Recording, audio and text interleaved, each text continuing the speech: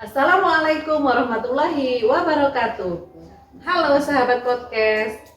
Hari ini kita akan membahas tentang tata tertib di SMP Negeri 1 Sapuran. Nah, sahabat podcast, semua lembaga pendidikan atau sekolah pasti memiliki tata tertib. Fungsinya untuk mengatur tindakan semua warga sekolah, termasuk di dalamnya mengatur tindakan atau perilaku murid agar tidak menyimpang dari nilai dan norma yang berlaku baik di sekolah maupun di masyarakat. Nah, hari ini kita sudah kedatangan narasumber yang luar biasa sesuai dengan tema kita hari ini. Mari kita sapa Ibu Sri Kusuma Hastuti SPD. Assalamualaikum. Selamat pagi Ibu. Biasa dipanggil Bu Tuti ya. Benar sekali. Bagaimana kabarnya hari ini? Luar biasa. Luar biasa. Baik, Ibu, sebelum kita ke tema, mohon untuk memperkenalkan diri dulu Bu. Nanti biar yang sudah kenal bisa semakin mengenal, yang belum kenal jadi kenal gitu Bu. Enggak? Baiklah Ibu, terima kasih telah diberi kesempatan pada pagi hari ini. Saya selaku standar pengelolaan di sekolah kita SMP 1 Sapuran memperkenalkan diri. Nama tentunya sudah banyak yang tahu ya, tapi tidak ada salahnya saya mau memperkenalkan diri. Nama Ibu Sri Kusuma Hastuti. Bisa dipanggil dengan secara singkat saja Bu Tuti. Demikian Ibu, saya ngajar di kelas 8, tentunya anak-anak di kelas 8 sudah paham dengan saya, dan untuk yang lainnya juga dengan momen ini bisa mengenal yang lebih dekat. Bu Tuti ya Bu ya. Baik Ibu, tema hari ini tentang tata tertib ya Bu. Mungkin bisa dijelaskan dulu Ibu, mengapa sih di sekolah itu perlu adanya tata tertib? Baik Ibu, tata tertib itu sangat penting sekali dibuat, baik di sekolah ataupun di lembaga lainnya. Contohnya kalau di sekolah kita dibuatnya tata tertib supaya di sekolah itu ada untuk menciptakan suasana lingkungan yang tertib, yang damai, yang aman dari segala kejahatan ataupun dari perbuatan-perbuatan yang tidak sesuai dengan kaidah yang ada di sekolah. Jadi sekolah membuat tata tertib. Kami berkoordinasi dengan beberapa standar, antara lain di sini kalau menyangkut dengan siswa itu standar SKL. Nah di sini standar SKL yang mengaku adalah Ibu Suprihartati. Kemudian untuk kaitannya dengan KBM itu dengan standar proses, karena nanti itu juga ada regulasi yang ada di dalam kelas. Jadi diciptakan suasana supaya nanti di dalam kelas juga aman, tertib. Kalau di luar sekolah misalnya nanti dengan standar SKL kaitannya dengan kegiatan ekstra begitu. Jadi tata tertib itu tidak dibuat sendiri ya Bu ya, tentunya dengan melibatkan berbagai pihak yang berkepentingan di situ ya. Oh ya salah, ada tambahan lagi Bu, tadi juga tentunya dengan Bapak Kepala Sekolah. Jadi nanti kalau tata tertib dibuat itu nanti juga akan disosialisasikan minimal dalam standar dulu, kemudian nanti merambah kepada skup yang lebih besar lagi ke Dewan Guru, kemudian setelah Dewan Guru akan disosialisasikan kepada masyarakat, orang tua siswa di lingkungan belajar sekolah kita. Dan kemudian juga kepada siswanya ya Bu ya. Tentu saja, itu yang penting. Yang penting di sini juga sasarannya adalah anak-anak. Baik, kemudian Ibu, tadi berarti tata tertib itu sangat penting ya Bu ya. Dapat di lingkungan sekolah maupun di masyarakat itu.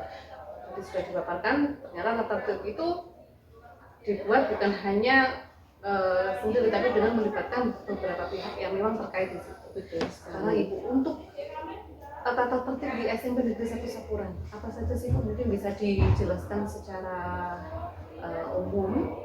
Apa saja yang menjadi tata tertib di SMP Negeri 1 Sapuran? Baiklah Bu, pertanyaan yang amat baik sekali. Saya bisa untuk menjawab beberapa tata tertib secara umum. Anak-anak di sekolah kita itu sudah dibiasakan dengan harus berwawasan Wiyata Mandala. Itu yang nomor satu. Wiyata Mandala. Iya, benar. Yang kedua, anak-anak diwajibkan ibu-ibu untuk mengikuti upacara bendera. Baik itu yang dilaksanakan secara rutin setiap hari Senin, itu wajib Bu. Juga mengikuti kegiatan upacara Hari Besar Nasional. Itu yang kedua. Yang ketiga, diwajibkan untuk bersaling toleransi dengan agama lain. Kemudian juga anak-anak wajib mengikuti kegiatan pramuka blok. Pramuka blok itu wajib diikuti oleh semua. Nah, nanti kalau misalnya ada anak yang tidak ikut kegiatan wajib regulasi yang dilaksanakan di sekolah, nanti ada sanksi. Kemudian ada lagi wajib untuk menggunakan pakaian seragam. Wajib juga anak-anak itu untuk mengikuti acara hari-hari besar keagamaan di sekolah. Misalnya di sekolah kita itu ada Mauludan, peringatan Mauludan. Itu juga anak-anak wajib untuk mengikutinya. Kemudian ada lagi untuk menjaga kebersihan lingkungan, Bu. Jadi tidak boleh sembarang membuang sampah. Di sekolah kita sudah disediakan namanya tempat sampah, ada 2 macam. Untuk jenis sampah yang bisa dimanfaatkan dan jenis sampah yang harus kita gunakan, organik dan anorganik. Baik, kemudian tata tertib itu berarti kan sudah tertulis dan sudah terlaksana ya Bu ya. Bagaimana untuk pelaksanaannya sendiri? Pelaksanaan tata tertib di sekolah kita Bu? Yang sudah dilaksanakan tertib di sekolah kita yaitu antara lain anak-anak apabila tidak masuk ke sekolah tanpa sepengetahuan orang tua atau alfa 3 kali tanpa surat. Biasanya sekolah, guru PP, wali kelas bersama dengan guru PP bekerja sama untuk memanggil orang tua. Itu kalau 3 kali berbeda. Kemudian anak-anak juga ada kewajiban untuk memberi keterangan atau surat izin apabila tidak masuk di sekolah. Itu yang diterapkan. Kemudian ada juga anak-anak tidak boleh memakai pakaian yang tidak sesuai kaidah di sekolah. Misalnya sekolah kita kan sudah ada penerapan Bu. Iya. Penerapan misalnya untuk hari Senin pakaiannya OSIS, ya Bu ya. Hari Selasa, Senin Selasa OSIS. Ya. Rabu Kamis menggunakan pakaian identitas sekolah. Kemudian hari Jumat Sabtu pakai itu ya, kalau nggak salah seperti itu.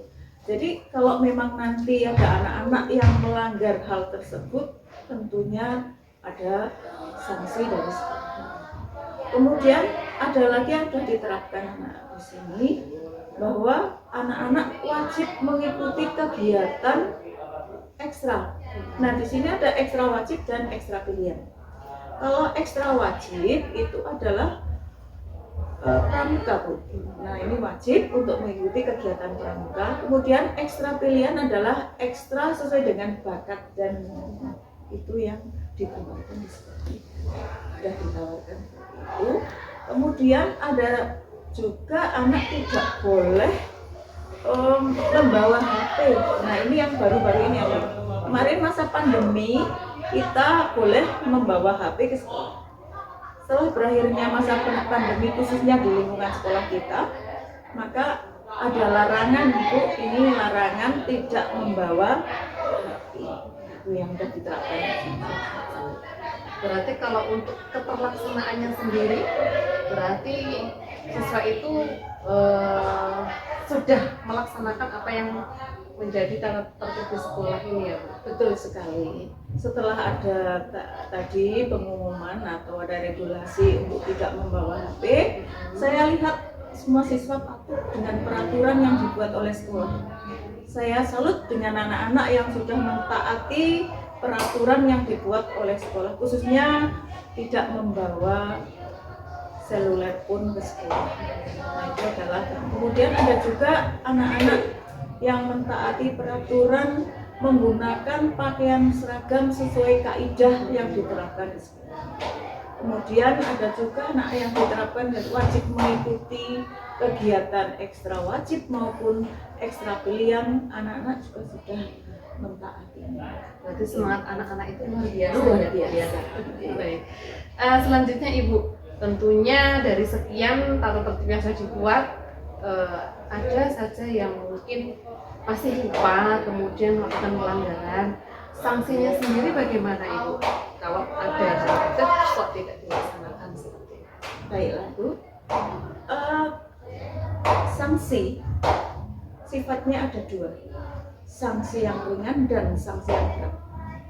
Sanksi yang ringan apabila mereka itu contoh ya Bu ya, anak tidak masuk ataupun tidak mengerjakan PR.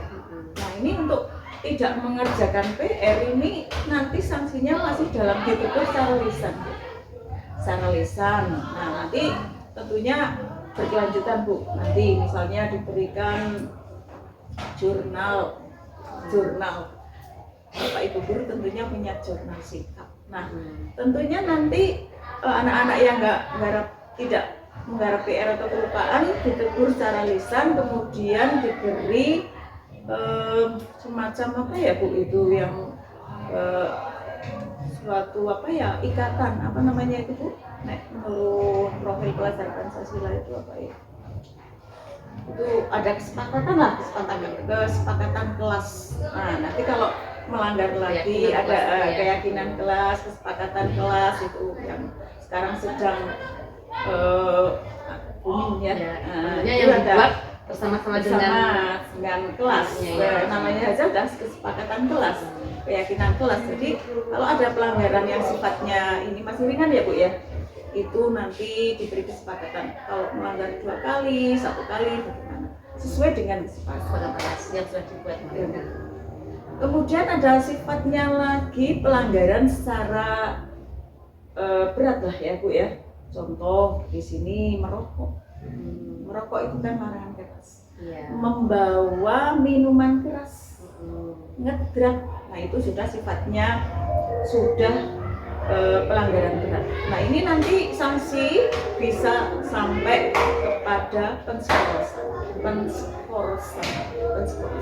Misalnya di sini nanti dibuat untuk pelanggarannya berat ini diberi untuk diskors selama 1 minggu atau 3 hari lah misalnya ya, biar jera, biar mempunyai efek jera. Sifatnya seperti itu. Tentunya ini juga sekolah berupaya tidak serta-merta seperti itu, mengundang orang tua dulu ke sekolah, sepengetahuan orang tua. Jadi orang tua diundang ke sekolah, kemudian di sekolah diberitahu pelanggaran yang dibuat oleh anak. Kemudian ada lagi tidak dikatakan berat juga tidak, dikatakan ringan juga tidak, yaitu sifatnya yang tidak sekolah. Artinya bolos tidak sekolah tanpa keterangan, minimal 3 hari tanpa keterangan, maka pihak sekolah khususnya di sini adalah guru BP dan wali kelas wajib memberitahu kepada orang tua siswa, memanggil untuk datang sekolah untuk mengetahui anak tersebut itu di mana. Jangan, kita nggak boleh serta-merta terus langsung memberi skor pada anak, sementara orang tua juga belum tahu sifatnya. Jadi pertama teguran secara lisan, kemudian kalau secara lisan kok tidak mempan, baru teguran secara tertulis. Nah yang tertulis ini nanti tebusannya kepada orang tua. Di sekolah, guru BP, kemudian wali kelas nanti bersinergi untuk memecahkan masalah. Ya, berarti tetap ada tingkatannya ya Bu. Apakah siswa itu lupa melanggar yang ringan, yang sedang, atau yang berat? Dan tentunya itu semua demi kebaikan bersama ya Bu. Betul sekali. Luar biasa sekali obrolan singkat kita pada pagi hari ini. Kemudian terakhir Ibu berikan pesan kepada pemirsa podcast, khususnya kepada siswa-siswi SMP Negeri 1 Sapuran. Halo semua pemirsa podcast atau semua siswa-siswi SMP 1 Sapuran yang tercinta yang saya banggakan. Anak-anak, marilah kita junjung tata tertib sekolah yang telah dibuat oleh sekolah. Kita sepakati, kita buat kesepakatan kelas, kesepakatan sekolah bahwa melanggar tata tertib ternyata tidak enak. Kalau kita mentaati untuk diri kita sendiri, kalau kita mentaati semua tata tertib enak di kita, nanti kita akan bisa sekolah dengan aman, naik sampai kelas 9 sampai lulus tanpa kendala. Sedangkan kalau kita melanggar tata tertib yang dibuat oleh sekolah, kembalinya juga pada kita juga. Kita terkendala untuk naik kelas, terkendala untuk lulus. Oleh karena itu anak-anak, marilah kita sepakati untuk mentaati ketertiban atau regulasi yang dibuat oleh sekolah. Kemudian pesan Ibu, kita tidak lama lagi akan mengikuti asesmen yang sekarang namanya asesmen ya anak-anak, yang naik dari kelas 7 naik ke kelas 8, kelas 8 naik ke kelas 9. Marilah kita bekerja keras untuk menghadapi tes yang nanti akan dilaksanakan dari tanggal 5 Juni sampai tanggal 10. Mari belajar. Baik. Nah, anakku sekalian, ingat ya pesan dari Bu Tuti, tetap semangat belajar dan belajar serta terus belajar. Demikian podcast kita pada hari ini, semoga bermanfaat dan wassalamualaikum.